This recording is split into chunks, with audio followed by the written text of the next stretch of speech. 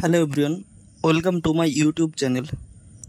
আজকের ভিডিওতে আমরা আলোচনা করব ক্লাস 10-এর লেসন 8 দ্য স্নেল কবিতাটি বা শামুক কবিতাটি লিখেছেন উইলিয়াম কাউপার। ক্লাস 10-এর এর আগের ভিডিও আমার চ্যানেলে গিয়ে ক্লাস 10 প্লেলিস্ট সার্চ করলেই পেয়ে যাবে। তাছাড়া আমি এই গল্পের ডিসক্রিপশন বক্সেও দিয়ে দেব। আজকে যারা প্রথম দেখছো তারা চ্যানেলটিকে অবশ্যই সাবস্ক্রাইব করবে এবং যারা আগে থেকে করে রেখেছো তাদের সকলকে ধন্যবাদ। তো চলো কথা না বাড়িয়ে শুরু করা যাক।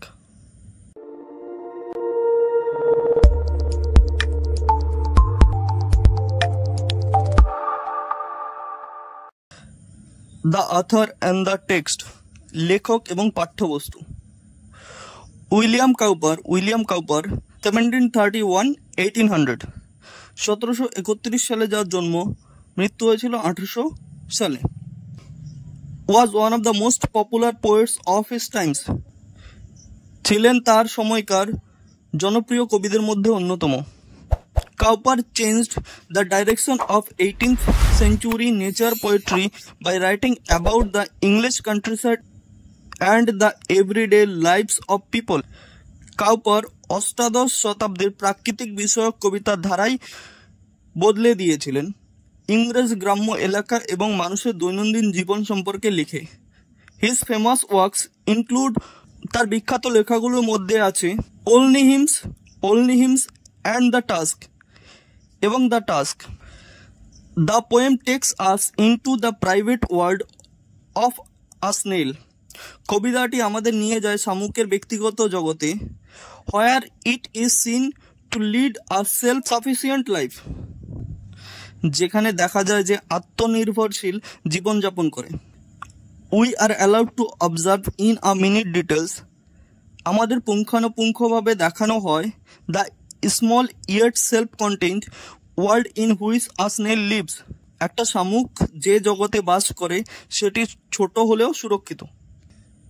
রিড দ্য ফলোয়িং, নিচের অংশটুকু পড়ো।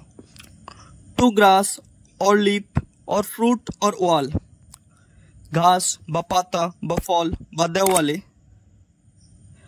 দ্য স্নেক স্টিক ক্লোজ, শামুক নিবিড়ভাবে আটকে থাকে। নর ফিয়ার্স টু ফল, পড়ে যাওয়ার ভয় করে না। অ্যাজ ইফ হি গ্রিউ দেয়ার, যেন সে সেখানেই বেড়ে উঠেছে।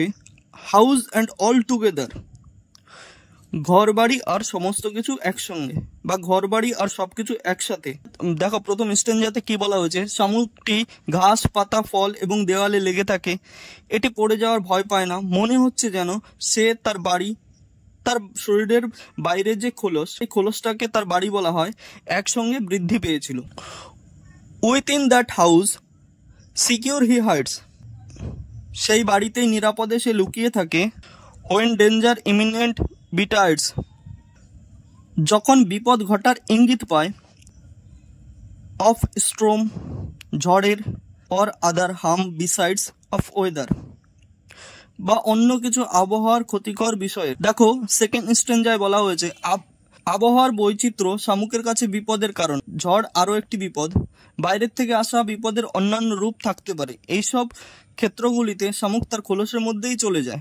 Give but his horns the slightest touch, তার সুরগুলিতে হাত স্পর্শ করলে। His self collecting power is such, তার নিজেকে গুটিয়ে বা ছোট করে নেওয়ার ক্ষমতায়।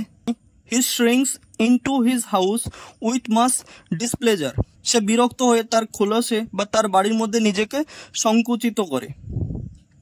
এখানে বলা হয়েছে যদি শামুকের সুরগুলিতে স্পর্শ করা হয় সে বিরক্ত হবে এবং তার খোলসে চলে যাবে। বস্তুতপক্ষে এটা হলো শামুকের নিজেকে ছোট করে নেবার ক্ষমতা। নেক্সট তারপর দেখো, হোয়ার হি ডয়েলস, যেইখানেই সে থাকে। হি ডয়েলস অ্যালোন, সে থাকে একাকী। এক্সেপ্ট হিমসেলফ, নিজেকে ছাড়া। হ্যাজ চার্টেলস নান, তার আর কোনো জিনিসপত্র বা সম্পত্তি নেই। ওয়েল স্যাটিসফাইড, খুব সন্তুষ্ট। To be his own whole treasure, বা খুবই তৃপ্ত, নিজেই নিজের সম্পূর্ণ সম্পদ হিসেবে, বা খুবই সন্তুষ্ট যে এটাই তার সম্পূর্ণ জীবন। দেখো এখানে বলা হয়েছে শামুকটির নিজের কেউ নেই, তাই সে যেখানেই বাস করুক না কেন সে একাকী বাস করে। যাই হোক, শামুকটি এটি নিয়ে সন্তুষ্ট, কারণ এটি সম্পূর্ণ জীবন। তারপরে দেখো কি বলা হয়েছে, Das hermit like his life he leads, এইভাবে সন্ন্যাসীর মতো সে তার জীবন কাটায়। নর পার্টনার অফ হিজ বাঙ্কুয়েট নিডস, তার ভোজের বা খাওয়ার সময় তার কোনো সঙ্গীর প্রয়োজন বা দরকার নেই। And if he meet one, এবং যদি সে অন্যজনের দেখা পায়, অনলি ফিডস দ্য ফাস্টার, কেবল তখনই খায় দ্রুততার সাথে। Who seeks him must be worse than blind, যে তাকে খোঁজে সে অন্ধের চেয়েও আরও খারাপ। হি অ্যান্ড হিজ হাউস, সে এবং তার বাড়ি, আর সো কম্বাইন্ড, হয় খুবই একত্রিত বা সংযুক্ত। ইফ ফাইন্ডিং ইট, যদি সে খুঁজে পায় এটি অর্থাৎ শামুকের ঘর, হি ফেলস টু ফাইন্ড, সে খুঁজে পেতে ব্যর্থ হয় ইটস মাস্টার, তার মালিককে বা প্রভুকে। দেখো, এখানে যদি সংক্ষিপ্ত সার বা সংক্ষিপ্ত হিসেবে যদি বলা হয়, শামুক হলো শরীর, জীব বা ব্যক্তিসত্তা এবং খোলস মানে বাসস্থান এর মুক্ত রূপ। শামুকের নিজের বলে কেউ নেই, তাই সে একাকী বাস করে এবং জীবনের আনন্দ ও দুঃখগুলি একাই মোকাবেলা করে থাকে। Thank you everyone for watching my videos. আমার এই ভিডিওটি ভালো লাগলে লাইক করবে, কমেন্ট করবে এবং বন্ধুদের সঙ্গে শেয়ার করবে। তাছাড়া যারা চ্যানেলটিকে সাবস্ক্রাইব করোনি তারা চ্যানেলটিকে অবশ্যই সাবস্ক্রাইব করবে এবং পরের ভিডিওর নোটিফিকেশন পেতে বেল আইকনটি ক্লিক করে রাখবে।